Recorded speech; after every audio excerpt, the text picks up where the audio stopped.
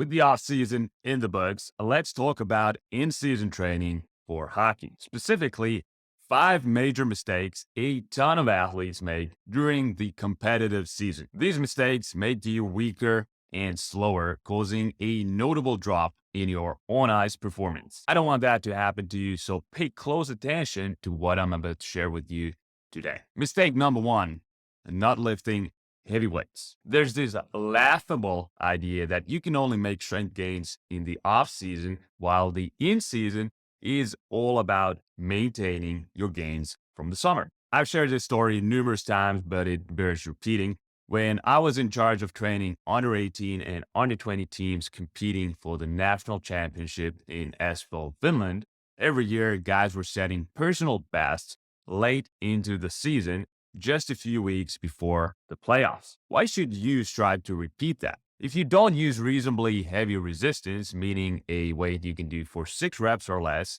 you will lose maximal strength. And with it, you're bound to also lose muscle mass, power, and that all important quickness on those first few strides that make all the difference. Also, from a long-term athlete development perspective, it pisses me off when guys train hard in the summer but lose all their gains over the winter. So when the next off-season rolls around, you're back to where you were a year ago. Then you go through another summer of hard work and show up to camp the same player you were last year. You never take that big step up in your physical ability. You just keep repeating the same gains and losses from one year to the next.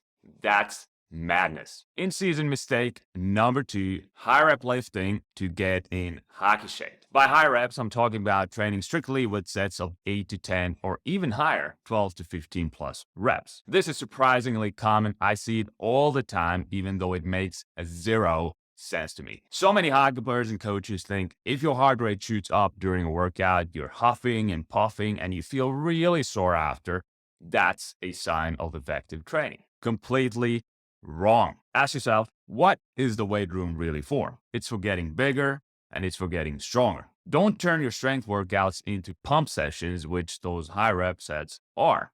You're training for the burn and for conditioning, not for neural gains, which are much more important for a field sport athlete. Next mistake, doing too much volume. Another false idea closely related to the previous point is that you have to trash muscles for a workout to produce results. There is a time and place for that in certain parts of the off season, but during hockey season, you want to stay fresh. People will fight me on this when I say you don't need much volume to see results. Young guys especially take great pride in how much stuff they can do in the gym. It's a badge of honor to go hard for 2 hours, training yourself into the ground on a regular basis. My approach, which has been proven to work over and over again, is different. At times, a productive in-season workout could include as little as 8 to 12 work sets, which you can complete in 30 to 40 minutes. If you can't get results with this amount of training, you either live like a complete pussy or you're not eating or sleeping enough. But more work is not the answer. More is not better. More is just more. Fourth mistake on the list, too low frequency. By frequency, I mean how often you train a specific muscle. A cardinal sin of hockey players is to do high volume bodybuilding style workouts where you stretch the quads, the back, the chest, the abs, and so on separate days, and each muscle group gets hit once a week. Not only does this slow down your rate of strength gain, you will get so much more sore from targeting a muscle only once a week. Every hockey player knows how hard it is to play your best game when you've done a hard leg workout that leaves your wheels crippling sore for days. This is not smart training. Fifth and final in-season mistake, skipping workouts. In the NHL and other top professional leagues where only winning counts, there's so much travel and you have limited time to recover and practice between games that sometimes the head coach makes a call to skip the gym to let the guys rest. I get that. But at lower levels where the schedule isn't as jam-packed, the pressure to perform every night is not high, and jobs are not on the line after losing 5 games in a row, you have more options to plan lifting around on-ice activities. So any junior or men's rec league player, or even a D1 college athlete who skips workouts citing a packed schedule, is simply shooting himself in the foot.